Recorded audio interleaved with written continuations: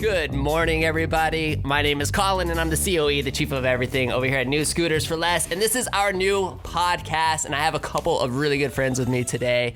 And this is the first one of these that we are doing, at least for this specific type of podcast. And we are just going to see what the heck happens. Peyton, my man, welcome. Thank you. I'm Peyton Stahler. I am the owner and founder and janitor of the Crocodile. The janitor. Mostly janitor. And then I also have my buddy Ty here with me. Ty, introduce yourself. Tell everybody what you do. What's up? I'm Ty Rucarean. I founded Best of Gainesville. Went to Florida, run a golf academy in town, and just trying to figure out some cool stuff to grow Gainesville. Cool, man. Hey, so I'm always super passionate about Gainesville, which is one of the reasons why I'm doing this, because I want to highlight a lot of other Gainesville businesses. And I'm just fascinated by the origin stories, right? So, Peyton, tell us your origin story. Like, how the heck did the Crocodile ever come to be? Okay. It's a pretty good one. Basically, I started at UF as a freshman in 2013. And I lived in Murphy area dorms with no air conditioning. So me and a couple friends got pretty bored. And we saw the alligator lying around, and we thought it would be funny if we made a fake one of these. And so we did. At Target Copy, we printed out some pieces of paper, and we stayed up all night and put them in some boxes, and got a response the next day that was absolutely insane. Everything from like people posting on Facebook. Well, is this like one of those drunken night things? No. Like, I just feel like I would never be like, let me stay up all night and make fun of a different newspaper. No, we stayed up all night because in the common area there was air conditioning. So, you stayed up in there, work on your computer. So we ended up, staying up all night, putting them in the boxes, and then we stayed in the, went to the Starbucks in Library West just to like scope it out to watch people take them from the boxes at like 7 a.m. after being up the whole time. And we didn't realize that no students were going to come at that time. So it was literally all like faculty and staff like going and picking up in the boxes and just being so confused and just like looking at it and then like putting it back and grabbing an alligator or something. So it was really funny to watch them all take that. But so how many did you print that first night? Just 100. Like 100? Yeah, it was like, we were paying like Target Copy like prices where they, they charge you for like a lot for paper because it's on demand. So it was literally just like because we can. There was no like, let's give these to every student. How did you judge the success of that first night? Like, I mean, you just by sitting there watching people and like, you're like studying their reactions to what you guys wrote? Well, I think the pivotal thing is that, so of course I passed out till like 1 p.m. or whatever, and I woke up to like all my friends texting me, and they're like, hey, you got to go look at the alligator editor's Facebook. And I was like, okay. And there was just this huge like long post about like, this is an affront to journalism, and like, why do you hate journalists so much? And so they were like, they were mad. They felt personally attacked. Yeah. So, wow. Which was funny because I didn't even realize that would be an option. But did you label it the Crocodile that first time, or did that come later? Yeah, you did. I like reverse font searched like their font and everything. So. And did the masthead like that. But I think it was the initial outrage that really was the exciting part, for a little group of freshmen to be like, oh, let's keep pissing people off. So you were a freshman when you did it? Yeah. Okay. So, I mean, has that backlash continued from the alligator? No. So there's been, it changes with the editors. I mean, we're like friendly with them. Obviously, we don't like hate journalism, so it ended up not being an issue. But we've had a lot of writers that write for both who will remain unnamed, so at their request. That's what's going to make this so great. Yeah. I hope, let's just get more transparent as we go. Yeah. Can you censor me later when I say everybody's like you should do this on a Friday night when you're drinking, and then that way you just get super transparent about everything. Are there any current writers that are writing for both? Not that I can name. So cool. Ty, tell us a little bit about your story and what you're doing, because you've been in Gainesville a while, right? Gainesville on and off. So I was actually in Vegas for just over 2 years. Golf took me out there. I got done playing at UF in 2009. Had a decent run of a professional career and ended up working in the golf industry, and I actually ran a startup golf club in Vegas for 2 years. We did a whole rebranding. It was a beautiful place overlooking the Strip. Really cool. Kind of leads into the Best of Gainesville story. I wasn't really a social media guy when I was out there, but it's Vegas, so you're kind of marketing to the world, and that was part of my position. So I found myself on the Strip every day, dealing with hotels and conventions and all sorts of stuff. And Vegas is pretty opulent. It's beautiful. We had Hummer golf carts, Escalade golf carts. We had drones. The sunsets out there are crazy. So I find myself, posting that to Facebook and Instagram. Instagram was relatively new for me. I had a personal one that probably had 6 photos. And I got pretty good at doing it and saw some influx of people following us or coming to play golf from around the world because of Instagram. And for one convention, some guy from Canada called me and booked a tournament that booked us over $50,000 from Instagram. Dang. And that moment, I'm not spending any money, and he booked it because he wanted to ride the Hummer. And I was like, all right, I can figure this out. Like, we've got enough photos, the golf course is awesome. I'm going to focus on Instagram and learn, kind of how to hack it, when to post, how to post, who to reach out to. So we do celebrities that would come out there. We do hole-in-ones, just really cool pictures. And we kind of won that space in Vegas for a rebranding golf course in less than a year.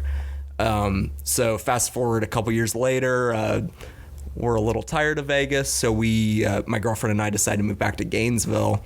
And while we're in Vegas, we kind of learned Las Vegas from Best of Las Vegas. It was run by the newspaper, but they had a pretty good Instagram account. And we found all the little interesting restaurants and places to go. And it kind of forced us to figure it out. And being away from Gainesville for a little bit, when I came back, there's new bars, there's new restaurants, there's things to do or things I was now interested in that I wasn't when I was growing up here in school. Real quick, how long were you away for? About just over 2 years. Okay. And I grew up in Gainesville. So I'd been in Gainesville growing up, in college. I'd traveled around pretty good for golf, but Vegas was the only other place I'd lived besides Gainesville. So to be honest, I wasn't exactly excited to move back. I think as a lot of people, they come to Gainesville, they might want to leave, but as I, visited a couple times, I was like, yeah, Gainesville's getting better. I can maybe see myself here, and decided to start Best of Gainesville more to force myself into doing some things, not think I kind of know what I'm doing when I come back. And I didn't have work really lined up, so I had some freedom to kind of explore and see what happens. And I started Best of Gainesville, and it didn't blow up exactly right away. But I could see the trends, that it was kind of filling a space. And about 6 months in, I ran this season of giving over the holiday season in 2016, maybe 4 months in, actually. And I set up 30 days of giveaways. I did like 45 giveaways for free. It was a lot of work, but we went from a couple thousand to like 7,000 or 8,000 people following.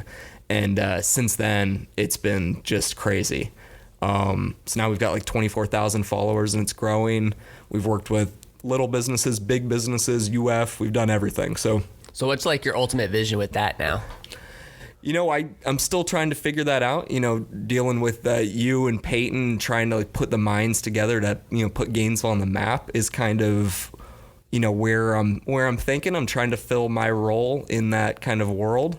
We get a lot of people that went to school here or grew up here that start following us. So we're kind of almost that liaison that gives you a snapshot back into where you grew up or where you went to school, and it keeps it current. We also get people looking to move here, move their business here, that'll DM us or send us an email, asking us, hey, where should I eat? Like, where should I go? Or you wouldn't believe how many people went to school that never went to Paynes Prairie or Lachua Trail or Micanopy. They have no idea, and they feel like they've missed out. We had a senior girl that entered to win a contest, and she wrote me a DM. She had never been to this restaurant, and now she's been 3 times since I posted about it. So we're trying to tell that story a little quicker. So people are looking at you as like a resource. Yeah, we're kind of like a connection to Gainesville. Yeah, definitely. So it's become almost like a little bit of a tourism portal mixed with kind of pressing the university community together with the the Gainesville community. So you said that you had a company out in Vegas or somebody who saw you and paid you $50,000? Yeah, so I mean, have you had any sort of deal like that come from the Best of Gainesville? we've had some decent deals. The golf course deal was I did a lot of this international like sales. So it was a big convention, CES, one of the biggest conventions on the Strip. We had a major company that decided to book our golf course out for 2 days. So it wasn't me personally. It's my golf club that we had 300 people roll through the door, everything paid for. And he just wanted to ride the Hummer, and that came with 50 grand in golf. So it was pretty good. Cool. One of my focuses, or one of the things that I love about Gainesville, or really not necessarily about Gainesville, one of the things that I love about business in general are those that just deliver that customer experience, right? Our number one core value here is to create and recreate the ultimate customer experience, the UCE, the whoa damn. I like to make experiences where people like walk in and they go, whoa, damn. Right? That's the one thing that we're always talking about. So is there any, like, tell me about a moment in your business where you've been able to deliver that.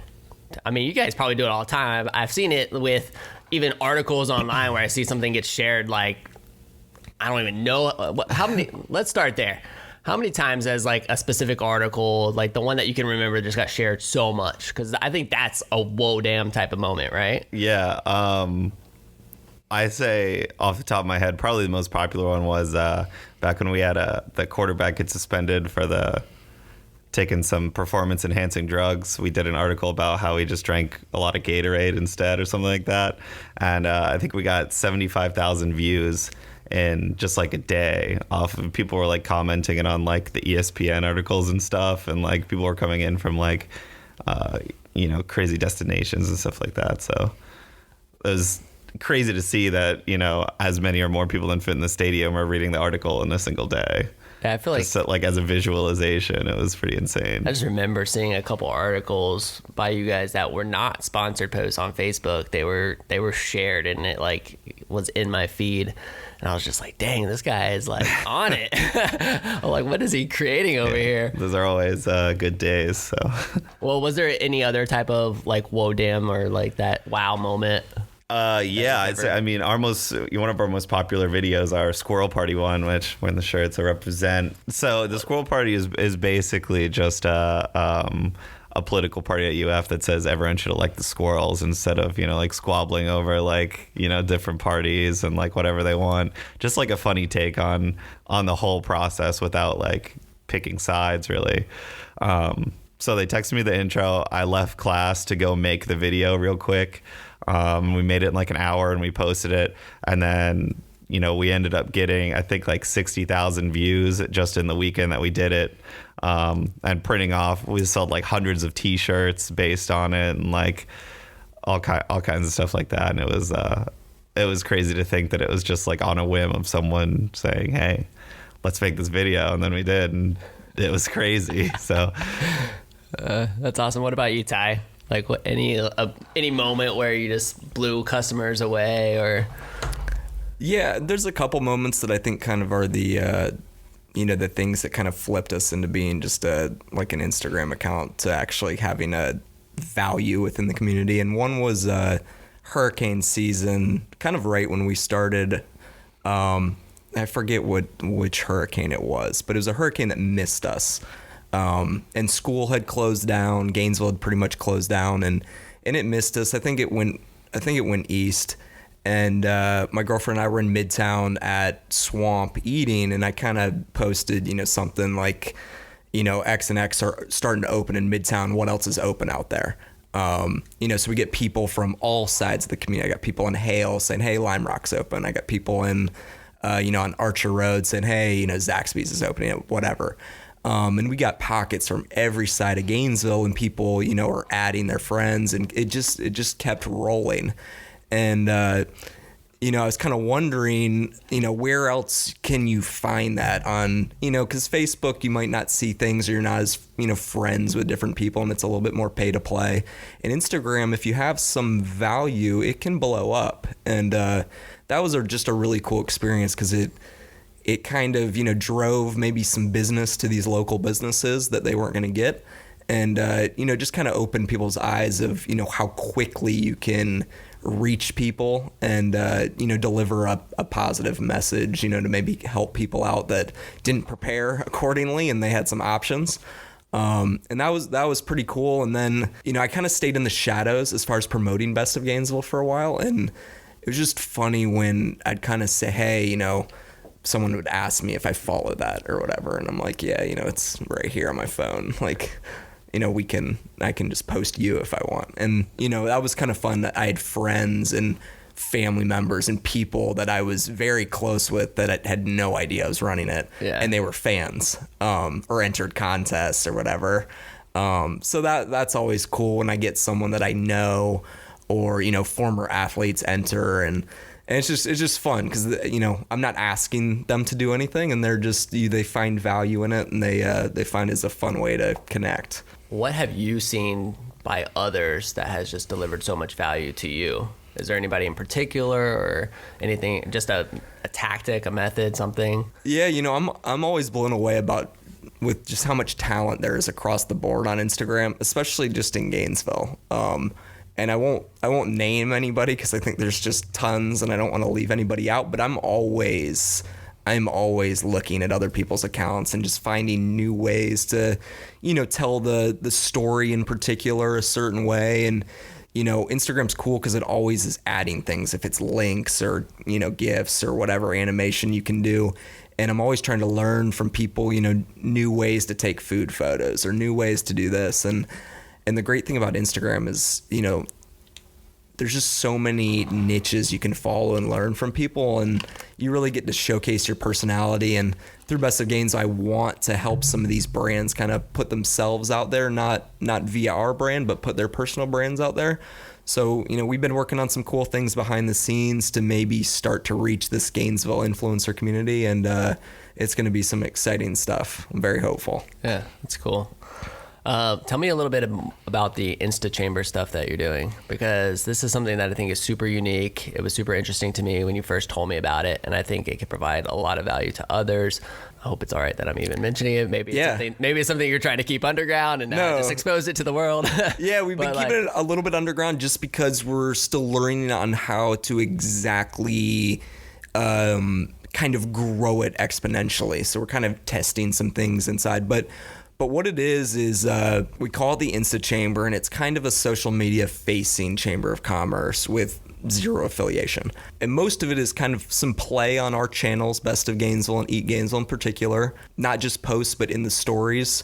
We do some collaborations with businesses together. So, for instance, we'll use like one of our food trucks with a business and we'll run like their holiday party, and we all attend those, and we all share kind of each other's stuff, and then we do some consulting and other things on the side, but it's just a way to interact with these local businesses on a daily basis, bring that kind of camaraderie or meetup group to the businesses themselves rather than meeting at a hotel or a random happy hour or a breakfast. We want to bring people to your business during business hours and help people look better on social media, so they kind of look they look like they're doing the right thing, not in a fake way, but in a good way. So when people come to Gainesville, they think, hey, Gainesville understands social media. It's pretty. The feed is awesome. This might be somewhere I want to move my business, or I want to move and, maybe stop for a little longer when you're on your way back to Miami or Atlanta or whatever. You stop and have lunch and maybe check some of these places out. So it's kind of a big goal, but, I think Gainesville's got more to offer the community than maybe people know, as far as from the west side, maybe coming downtown, even staying at a bed and breakfast and having a staying here for the weekend. And I think it's a better stop than just going to Archer Road on your way to or from someone. I want them to come over to our side of the city and experience kind of what we have to offer. So kind of pairing with these local businesses is kind of the long-term play for that idea. And it's growing. We're adding new businesses every week, and it's kind of fun. So it's definitely not finished, or the full thought isn't there yet. Right. but we're figuring out how to be efficient with it and make a difference. So you have a passion for Gainesville very much like I do. Definitely. Okay. Now, did you guys see this clip of The Simpsons this week? Did you see it?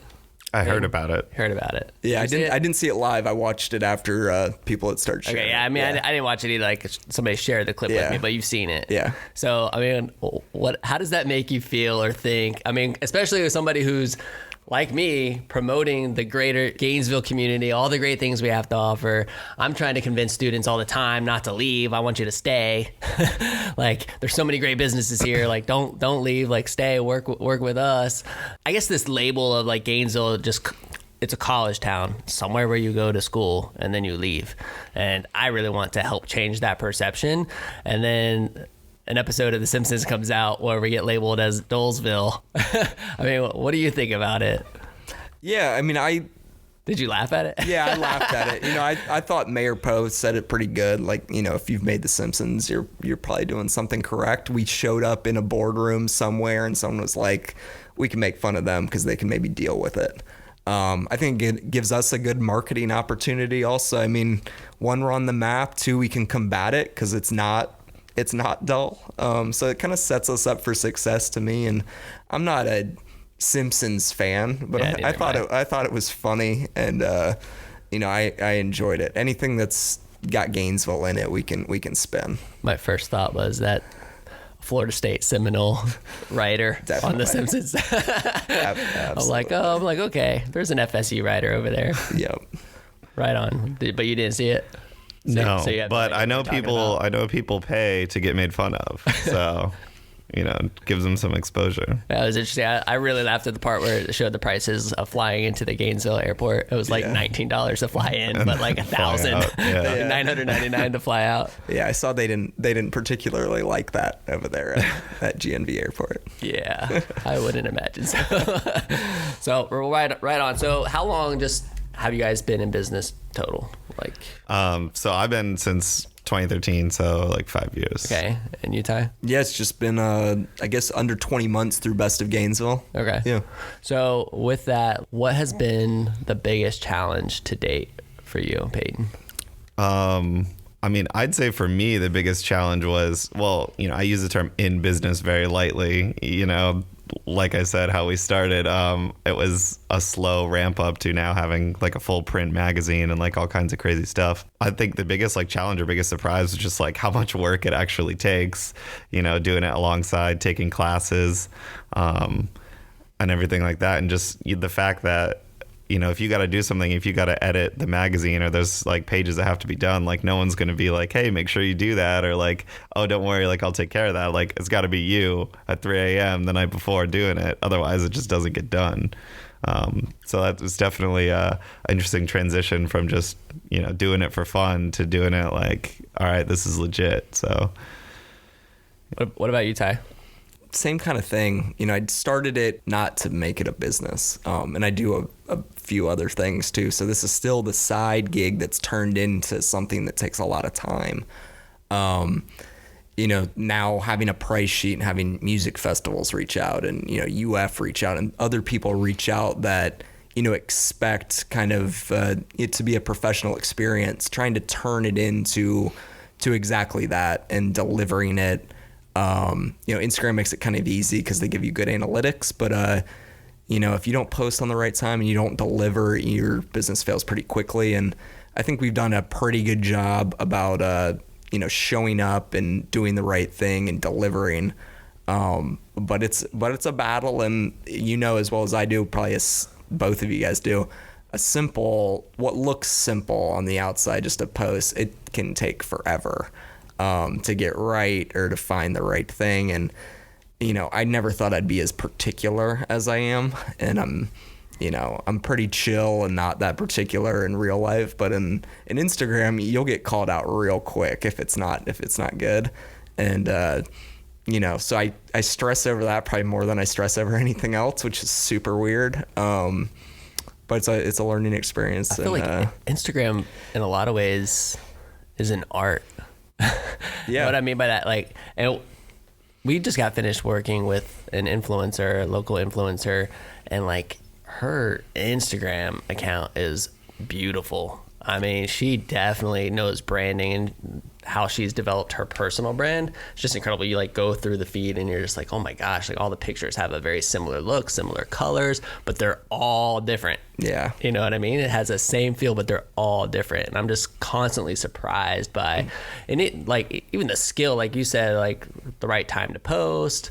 They just changed their algorithm. Like you should not use 30 hashtags anymore. Like they're penalizing for that, where that was like the thing. Yep. You know what I mean? Like I'm constantly seeing more and more and more and just constant changes. I mean, is there a way that you stay up on the changes, or you're just constantly in it and you're just figuring it out? Yeah, usually just constantly in it, figuring it out, and honestly just looking at better accounts and, you know, trying to catch trends maybe before they happen. You know, but we do a lot of curation. So what's cool about Best of Gaines was we reach out to these kind of personal brands and these amazing local photographers and foodies and whatever. Even people that come into town for for lunch or whatever. There are some people that are coming in and doing something, and we get to use those photos sometimes, which is awesome because they're a lot more talented than I am.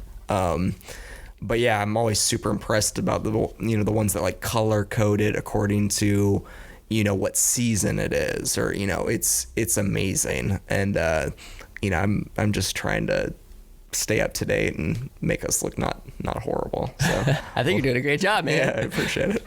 I like it. You got 20-something thousand followers now, you said, right? Yeah, 24. So dang, you're doing something right. Yeah, we'll have to do something fun for 25. So I'm open to some ideas. That's awesome. I think everybody should take a lesson in you and being a resource.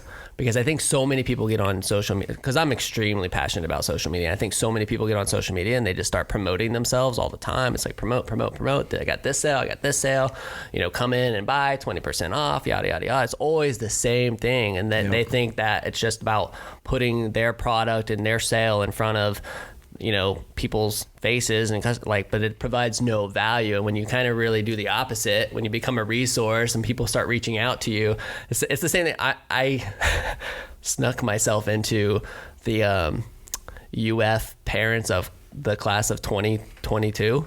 Right, it's a private Facebook group, and I got in there, and I'm just like, yeah, I'm just here as a resource. You know, I've been in Gainesville for 18 years. Like, if I can answer any questions, let me know. And they get in there, and they start talking, they start asking questions about Gainesville, whether it's about restaurants or whether about stuff that's happening at the university, or what dorm should they stay in, or, you know, just a bunch of random questions. And I'm just getting in there and I'm just answering them. Yeah. Right. And then everybody's like, Colin, you know quite a lot.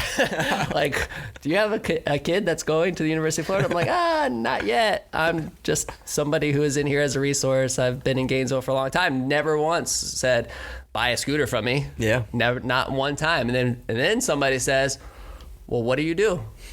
And I'm like, well, I own a local scooter company. Oh, a scooter. I mean, you know, that's something that we actually have thought about for transportation at campus. Can you tell us a little bit about your business? And that creates the conversation, right? But it took a lot of, you know, giving value. And that question might not have never come up, and I never would have plugged my business. You know what I mean? But it just naturally came. There was no expectation of me to get any business from anybody in the group. It was just serving, you know, this group who needed it. And then, you know, I think maybe it was just a little bit of karma came back around, and hopefully one person in the group buys a scooter from us. And it's definitely one of those, I don't know, it's just a different type of marketing in a way, if you can even call it marketing. You know what I mean? It's just that what goes around comes around, I guess. Yeah, it's just community building. But I think that's important. Yeah. That's awesome. So final question, and it's all about Gainesville. What's the most interesting thing to have ever happened to you in Gainesville? That's a tough one. All right, I'll start. Okay. You know, I don't know if it's the most interesting, but it's just a really awesome moment. And when I was in school, we won 2 football national championships, 2 basketball national championships. And we did. So the first football national championship in 2006, I didn't go to Arizona when we beat Ohio State. I went to the next one when we beat Oklahoma and Miami. But I had a house in the Gulfview neighborhood by UF and by the UF golf course. And the golf team was pretty friendly with the basketball team. So we had we had some of the basketball players in our house watching the game. We had Joe, we had Al, we had Corey in there, Torian. And, you know, that game was amazing. And marching up 2nd Ave, getting to University for the, you know, basically the street celebration with people climbing the light poles and on top of cars. You know, that was just kind of one of those vintage nights that, you know, you wish could last forever. But that was just, it was super cool because, you know, I grew up here. So when we won in 96, I guess I was 9 or I was 8. And, you know, you celebrate it a little differently when you're 8 versus in college. So, you know, it was just super cool. And, just one of those nights from the whole day, you know, watching the game at the house to marching up the street and really seeing kind of almost UF come back to like what I remember it being when I was growing up. And, you know, that kind of set the trend for us, you know, becoming basically the city of champions or whatever you want to call it. That kind of era of excellence, which was super cool to be involved in. And it's going to come back, baby. Yeah, I think we're on the edge. It's going to come back. Peyton, did you figure it out? I have a funny one. It's Gainesville based. It didn't exactly happen in Gainesville. So when I was a sophomore, like you know, at the height of doing all the cliche college things, ordering a lot of pokey sticks, like cheesy sticks every night and everything. I was on some plane to like Ohio or some weird place. And I always wear UF stuff when I'm not on campus. And this guy behind me was like, "Hey man, go Gators." And I was like, "Oh yeah, you too," or whatever. I never know how to respond. I usually just try to say it louder than them. I just say "Go Gators" louder than they did so that they feel like camaraderie. But this guy's like, "Oh, you go to UF?" And I was like, "Yeah." And he was like, "Oh yeah, I own Gumby's Pizza." And I was like, at the time, it was like my idol. And I was like, "Do you know how many cheesy sticks I've eaten?" I was like, "Do not tell my mom," who's right next to me. But it was just really cool just to be anywhere wearing, you know, Gators clothes and still have that like community of, you know, people. And that's just one of like so many like crazy meetings I've had with people that are like from Gainesville. So yeah. That's an awesome story too. I think being from here and then moving to the West Coast, you know, even in Las Vegas, like the Las Vegas Gator Club was pretty awesome. And you know, I think I probably see Gator stuff more than I see other campus stuff just because I'm kind of looking for it. Right. But, you know, everywhere I seem to go, if it's Europe or the West Coast or wherever, if we don't have the most gear out there, people like, you know, feeling, you know, saying a go Gators or whatever, we got to be close. And I think that's kind of the special aspect of what we're trying to still build here locally. Because globally it's a brand and it's well known and people have a great feeling about it.